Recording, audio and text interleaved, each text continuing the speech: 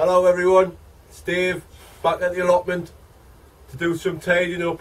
It's the weather's been terrible, raining all the time, so I can't work today, so I've come over to do a little bit of tidying up and things like that. So the kettle's boiling, so I better crack on. See you in a bit.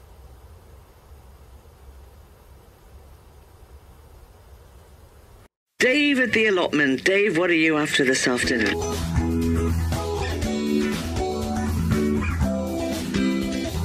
Still cracking on at the allotment?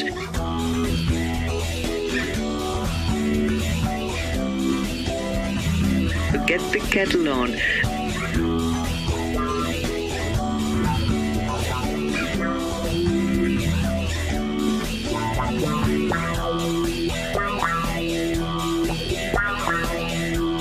It's Dave at the allotment.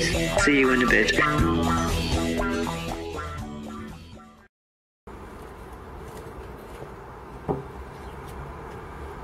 Well, if you can see, it's starting to look a little bit more tidy here. Getting things back into order. That's so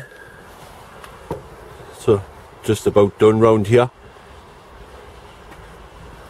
Get the bits and bobs sorted out. I don't know what I'm going to do with this section. I might make a little area, so I've still got quite a bit of that wood left, so that's all the bits that's going to get burnt, and all this pile here needs to go in the skip, so I'll sort that out. It's been far too wet. It's oops, sorry about that. It's the 19th of November today, so what do I expect? You know, it's winter. It's been damp, miserable, really. I haven't had a chance to put any of the tape on the roof yet, so it's still leaking a little bit. But I've come up with a plan. I was looking on the roof and I poured I was here when it was like raining heavy, and not much. There isn't much water coming in now. But what I had noticed is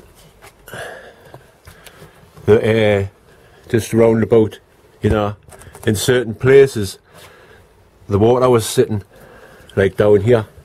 The water was just sitting because it was like beveled in.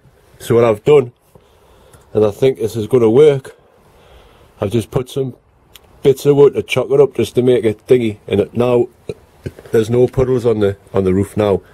It's all running down on the outside of the shed there, so hopefully that'll be it. Obviously, once it does dry out, I'm still going to put the tape stuff and a bit more sealant on the outside. So hopefully we'll have a few fine days, and that'll get done. I've put that AstroTurf stuff down there, nice and neat.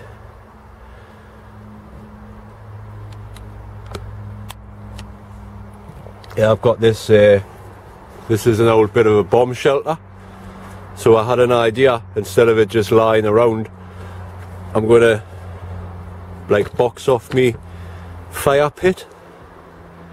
I've got another bit that'll go on the other side, so I'll have a curved bit round there, and I can plant something down there to make it look nice, tidied up a bit. Can't wait to get this fire on the go though, because it does look a mess. Oh, look at this as well. While I'm here, I'll just zoom in. Look at me artichoke. It's growing back rapidly. So, and I've had a look. I'm gonna have a load of artichokes in the spring or whenever they come. So that'll be something to look forward to, I suppose. There's nothing else to show you for now, so I'll sign off for a little bit.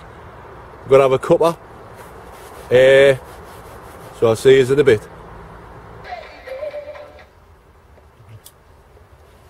Well, I fixed my radio. I just give it a smack with a hammer. It works every time. Anyway, well, I have my cuppa. It's time for another one of John's tips. Yeah, another thing that John told us over the years was about manuring, getting the ground rich in the nutrients that you need and all that. Now he says the best manure you can ever get is, you know, farmyard slurry, because that's what the farmers use in it. You know, they've just got a water butt full, and they do acres and acres of land with it, and it seems to work for them. So that's what John always used to say. He'd love to get a barrel full of that farmyard slurry, but that's not going to happen round here anyway. The second best after that is cow manure, and the third is the horse manure.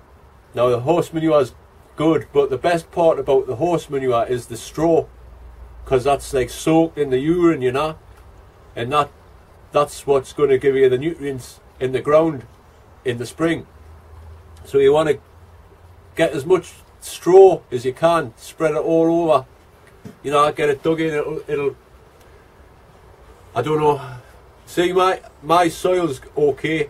This has been an allotment for at least 100 years, so the ground's like workable, you know. All I have to do really is in the spring give it a top dressing. I do manure every couple of years. That's all you need really if you've got soil like mine. But if you're just starting off and you've got if it's just clay soil, the only suggestion I can do to tell you is just get as much cow manure and any sort of manure as you can. Just pile it on. You want it deep, you know, at least 2 foot if you can. I know Ian Knockton, he knows what he's doing with his raised beds. That's the way to do it, like. Just, you know, as much cow manure as you can. Get it on. It's only going to benefit you in the long run, like. But if your soil is okay and it just needs turning over, you're best off just, you know, maybe some of them chicken pellets. But only do that just before you're going to plant, because it's pointless putting any sort of fish blood and bone or anything on the ground just yet, because it's just going to get washed away. So things like that go on just before you're going to start planting. Maybe it's a week before. Prepare the ground with the blood, fish and bone or whatever you do, and then your crops will thrive, because John's did every year. Mine usually do. So sometimes, you know, you kind of compete with Mother Nature, but we can't do anything about that. So that's about it for that. I hope you get any sort of benefits from John's little tips, because like I say, anything that John did is good enough for me, because he, like I say before, he was a champion, Northeast champion, chrysanthemums mainly, but he did in the 70s do the veg, and he won Harrogate a few times, you know. He still went down to Harrogate every year until a couple of years before he sort of got ill, you know. So like I say, I hope it helps. I'm gonna crack on now. Well, this is me Christmas spud, but I'm too eager. It is starting to die off now, and I want to see what's underneath the ground, so I'm going to dig it out. So it's a Christmas potato reveal. To be honest, I wasn't going to come over on Christmas Day and dig them up anyway, so I might as well do it now before the weather gets too bad. I can't find my fork, so it's just going to have to be my spade.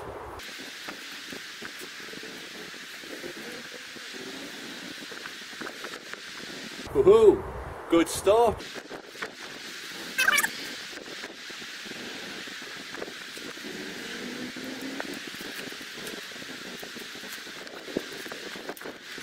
Hey, I'm getting some whoppers here.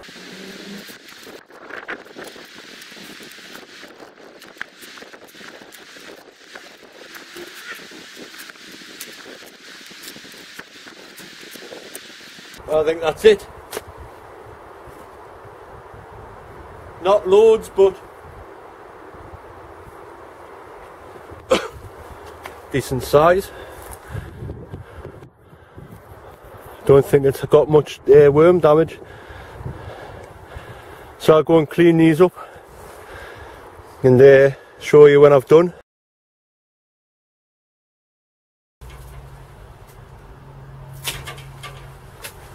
Well, I'm just pruning this grapevine because it's the time to do it. So what I've been doing is just stripping off all of the dead wood, all of the old grapes and that, you know. And where the grapes are, you cut back and you can see where the next year's bud's going to be. Just cut it back to there. Give it a bit of a tidy up. I've cut quite a bit off it this year. I just want to try and concentrate on this main stem. So these bits here that I've cut off, like this bit for example, best way to take a cutting, I took some cuttings 3 or 4 years ago and they're doing okay like. But anyway, what you do, find a good little bit, you know, that you've just cut off, and go to the nearest, like, where it joins, you know, where the bud would be coming out. And get about, I don't know,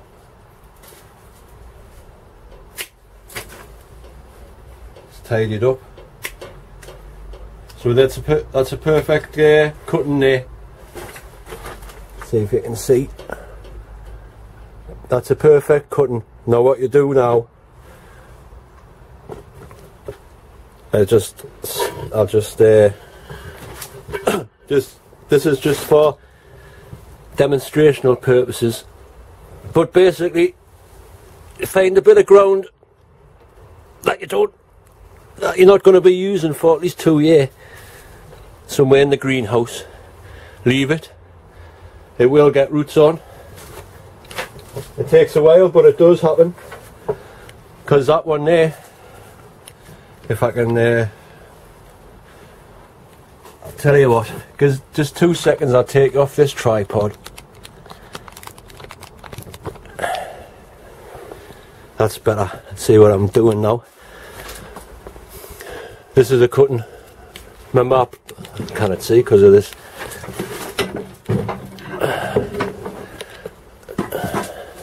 These bloody chairs, too many chairs.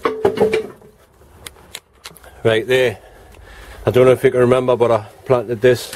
These cuttings, these were the ones that I did that with. Just stuck them down here, and you can see there it's got a kind of good. I want to eventually, I'm going to cut this one back altogether and have this one, because it's outside most, and there's quite a bit of the grapevine growing outside, which isn't good, like. But you know, I still get a good amount of grapes off. Like I say, just try and get rid of anything that looks damaged, diseased, any crossing branches or anything like that. Get rid of them, and you should have a canny crop of grapes. This grapevine's years old now. You can see it's thick, you know. So it's not overnight. Rome wasn't built in a day and all that. So that's another little job done there. Well, I'll finish it off when I've stopped filming. Anything that you think's gonna damage anything, get it off. Anything dead, damaged or crossing, Anyway, that's enough for the day.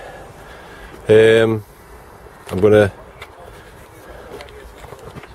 Newcastle radio. Yeah, Joe, Japanese knotweed. Listen. Japanese knotweed. Are you concerned about Japanese knotweed? It makes Steve's head. What? It does what, producer Steve?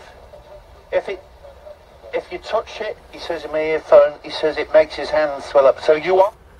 Right, do you want to hear about that? These are them onions. They're stored quite well.